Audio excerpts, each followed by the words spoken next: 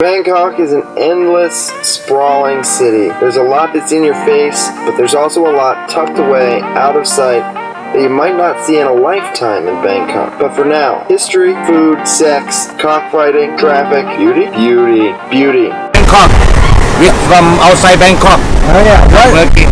Bangkok probably originated as a small farming and trading community on the Chao Phraya River. It became an important customs outpost in the 15th century. It grew in importance as maritime trade increased under Ayatays. I apologize many times over to all of Thai people who might ever see this or mispronouncing all the Thai words. Dutch records note that ships passing through had to declare their goods, passengers, and pay duties. Cannons would be confiscated, for example, and held there while ships proceeded up the river, where they were typically received well. A Western-style fort and other defenses were constructed in the 1680s under a French engineer, but the Burmese all but flattened everything in 1767, fall of the Ayatollah. Less than 20 years later, King Rama I rises to power and formally establishes what becomes modern-day Bangkok on 21 April 1782 on the east side of the river. Just looking around the city, it makes sense that the heart of the city was moved several times. Even today, it appears to have random patches of skyscrapers as compared to just one primary city center or concentration of skyscrapers.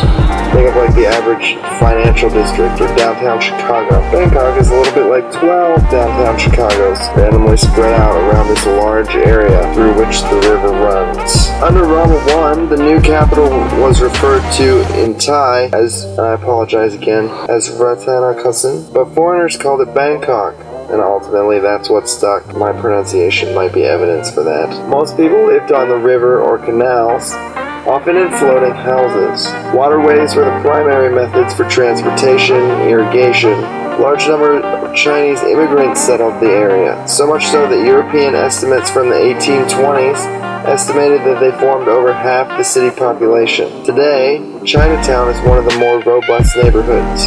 By the mid-1800s, the West was an increasingly powerful presence. Rama IV was open to Western ideas and industrialization. The first paved road, Chorong Krung Road, was constructed in 1862-64. The steam engine, modern shipbuilding, and the printing press all helped to expand the city, move people into more permanent structural homes, not floating on the water, and began to modernize the country. It was subject to Japanese occupation and Allied bombing during World War II, and after the war, pro-Western treaties helped Bangkok to grow rapidly. The Don Mueang International Airport and a number of highways were built. Its role as an American military R&R destination helped launch its tourism and sex industries. That's something I didn't realize. A lot of the sex work thanks to the American military. Its population boomed in the 1960s, going from 1.8 million to 3 million. That's insane, almost doubling in size in 10 years. Japanese investment poured back into Bangkok after the US left Vietnam, drawing even more rural people to work, building the export-heavy manufacturing, which in turn boosted the financial markets.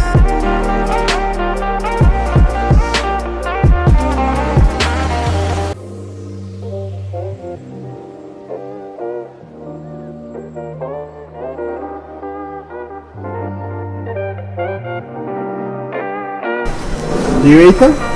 You eat them? Eat good power. Yeah. Food.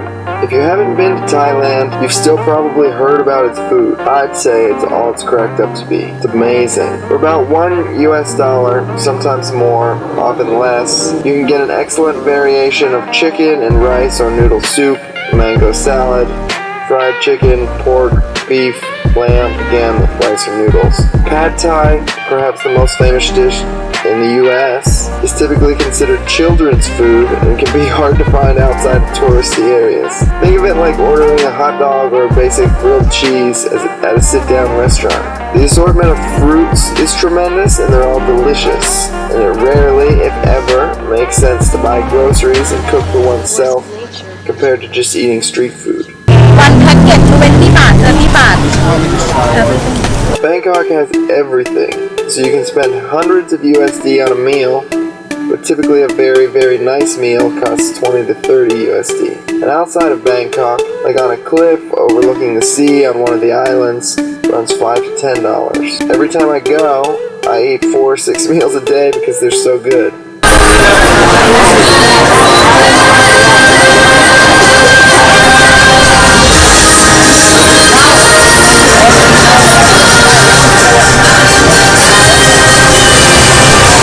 Sex work seems fairly straightforward in Bangkok. I've admittedly never been a consumer, so it's hard for me to tell exactly whose services are and are not for sale, but it obviously runs rampant in the Sukhumvit area, where women, when I'm alone, typically just grab onto my arm and start walking with me, wondering if I want a companion for the night. Another thing is Thai bubble massage, a traditional Thai art form involving a bubble bath, massage, and whatever else one might purchase on top of that. And I'm not giving it much nuance. It just involves full body-to-body massage with a bubble bath, and often not necessarily sex.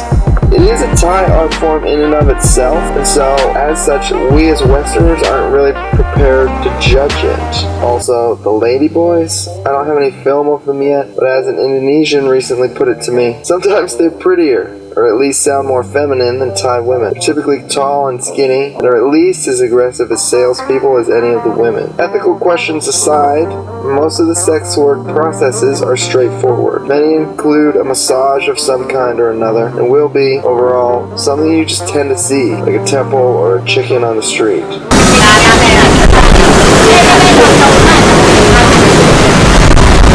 Speaking of chickens, cockfighting is definitely not illegal in this part of the world. One of our hosts was quite proud of his champion cock. This is the trophy winner. He's very beautiful. His feet. They're colored. Wow. That's a champion cock. Right there. Wow.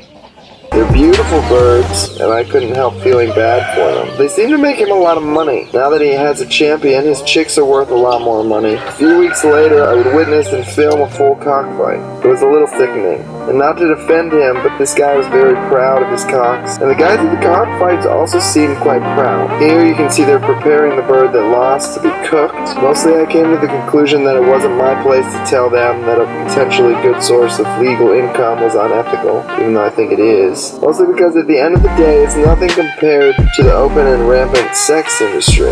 And I know I wouldn't respond well to some equivalently wealthy foreigner telling me his ethics didn't line up with my source of income. Oh dear, is it gonna hurt me? No, I'm terrified. This is... Traffic.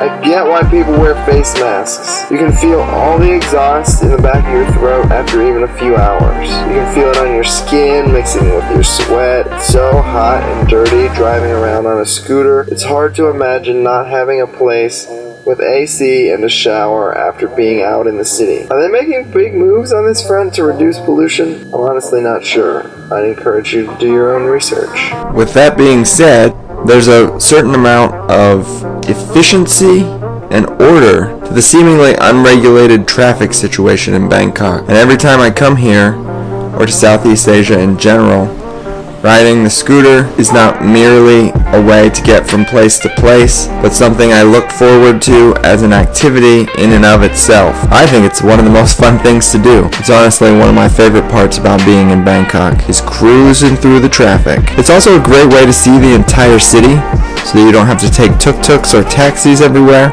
If you can rent a scooter, it turns out to be much cheaper and, in my opinion, much more fun.